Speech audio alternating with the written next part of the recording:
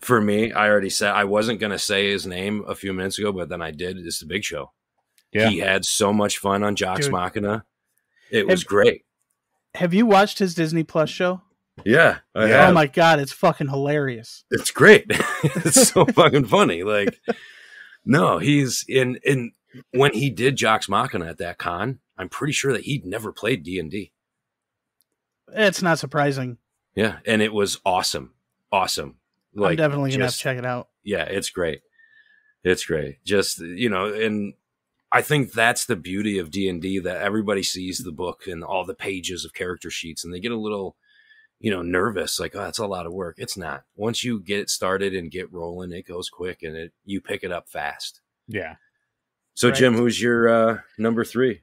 Number 3, just to bring the energy back down a little bit, right? Because if you have everybody's high energy, nobody's getting hurt, right? Right. For sure.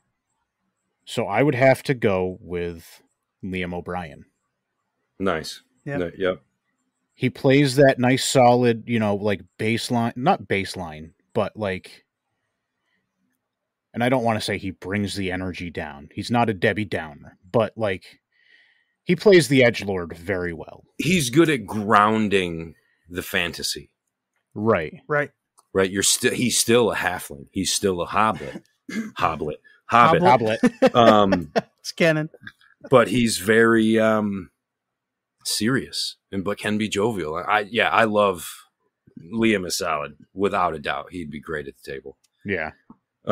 Dusty, who you got for player 3? So I was going to mention Liam-O'Brien, but I think Peter Dinklage would be pretty good. Ooh. I think he'd be pretty dope. Just don't call him an elf. I think he would put Liam, like, those two right on par. You know what I mean? Oh, they would be great. Like, if you tried to, between two players, if you tried to create the Legolas and Gimli. Yeah. Oh, God. The Legolas Gimli fucking interaction. Dynamic. Yes. I think Dinklage and O'Brien could create such a serious, like, it would make everyone at the table cry. Oh, for sure. Yeah. 110%. So because, Dusty, real quick. Yeah. If you had to pick his race form, what would it be? Dinklage? Oh, man. I'd like to see him play like probably an elf sorcerer. I think that would be pretty dope. I think thought for sure you were going to go with dwarf, and I was going to yell at you. Well, I'm not that much of an Goliath. Right? See, I think that would be a slap in the face. Right. That's why I was like, I don't know if I think dwarf or Goliath suggestion would be right. But negatory. We don't choose these things for these people, right? They're no. Anyways. Yeah. So our 4th player, right, at my table, I got to call him, man. Liam-O'Brien. Yeah. He's on my list for sure, man. Like, and I'd want to pull a Vex and Vax situation, and I'd want to be Liam's relation. Twin. Something. You know what I mean? I think that would be a lot of fun. Call you Vix. Being that Liam made 2 of our lists, he is going on the DDNS table. Yep. For sure. Yep. All right. Number 4 for me. Just to get a little less sausage at the table. That's fair. Laura Bailey. Oh, solid. For the reason that Matt just mentioned, the Vex and Vax dynamic. Liam and Laura, just their friendship, period. Right. They play off of each other so fucking well. And when they fight, they're playing around, but it seems so fucking real. Yeah. Right. And you can tell when the players actually get irritated with each other. Mm-hmm. You know what I mean? But man, sometimes those two really do fight like siblings, and it's awesome. And that's what makes it work so well, is that they have that relationship where they play off of each other, they tease each other, they get in little spats here and there, and it all comes out on the table. Yeah, without a doubt. So, Dusty, who's your 4th at your table? Who's sitting next to Mr. Dinklage? Honestly, it would be Victor Wooten. Oh, shit. Okay. Just because I think he would have to be a bard for sure. But I mean, just if you've ever read his book or just listened to him talk, he's a very, very spiritual guy. Yeah. And he has a lot to say, but his mind is just fascinating. I feel like Wooten would be a druid.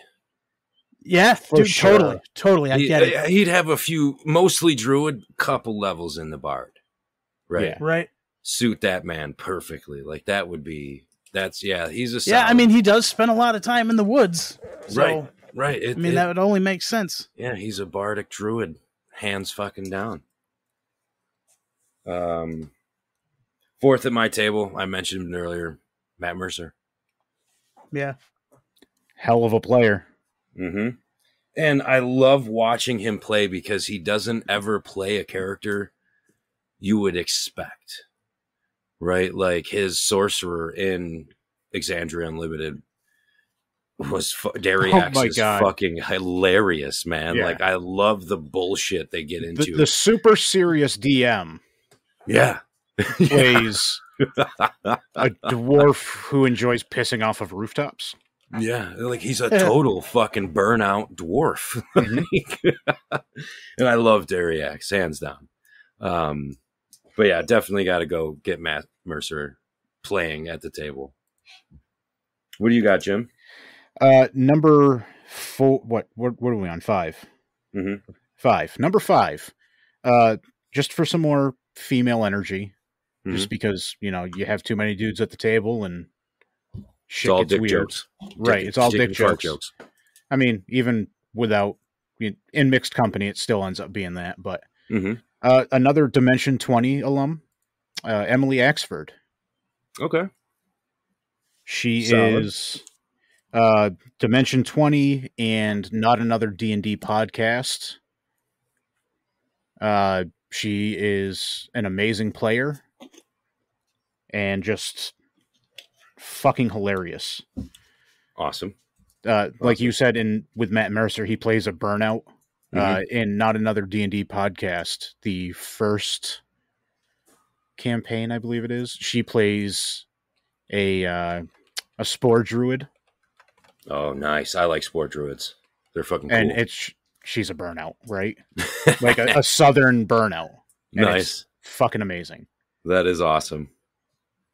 All right, Dusty. I mean, Dusty, me and Jim are typical, D&D celebs a bit, right. And you're kind of coming out of left field, Hollywood left field. Yeah, man. Like, so who do you got number 4 at your table, bud?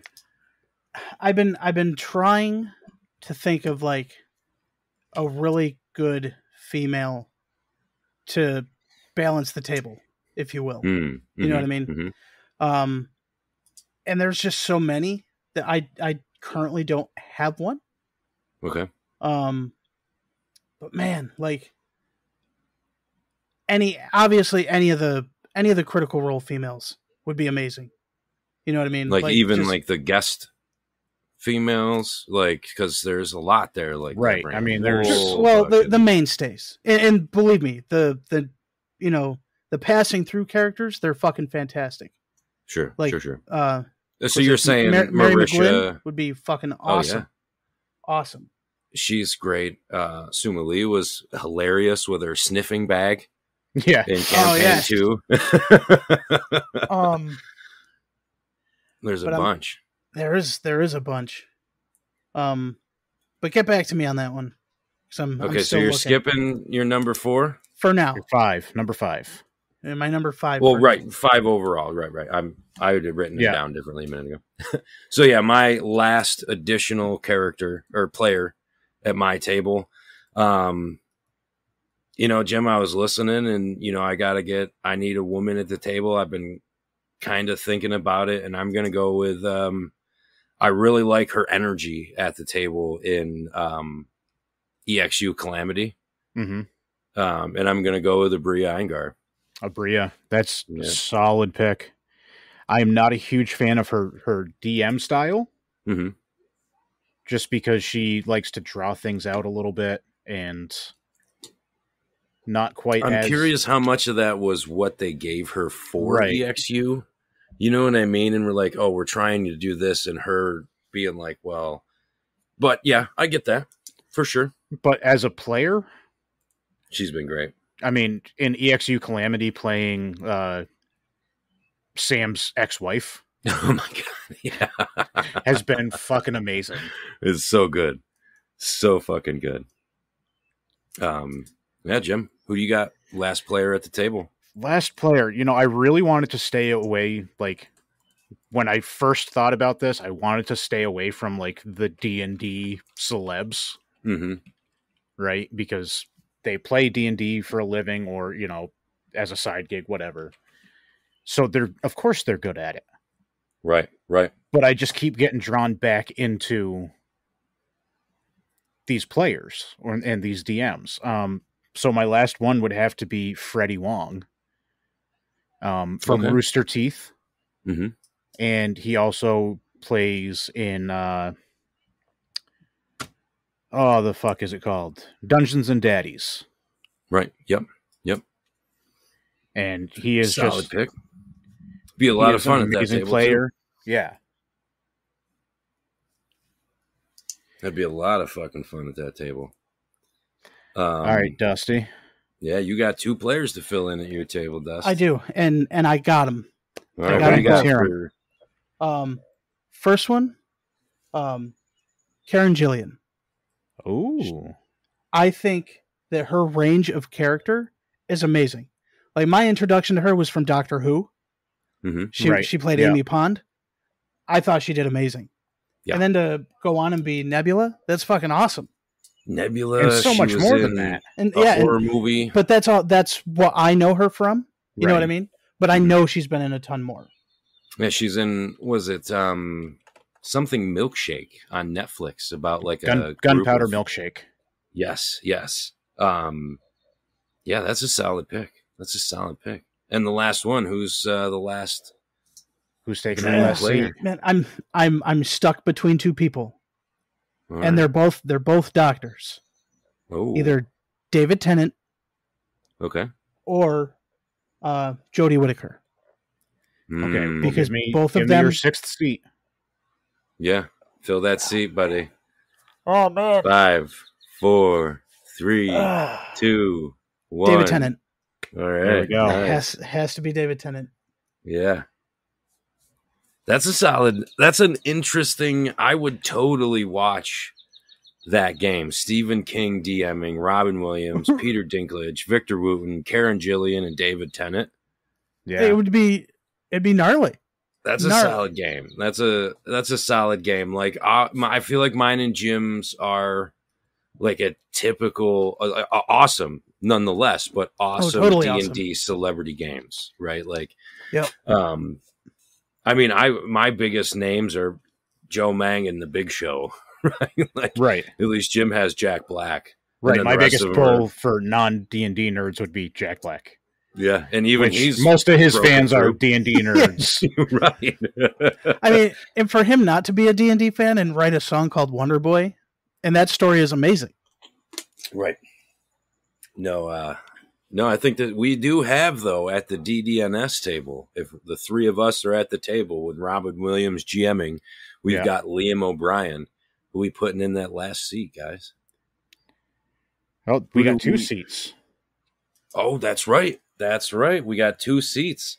So, yeah, Jim and I, and all 3 of us were down for Liam O'Brien, without a doubt. I mean, one of them... I feel like one of the DDNS seats has to be Mercer. For sure. Yeah. Right? Like Liam and Matt.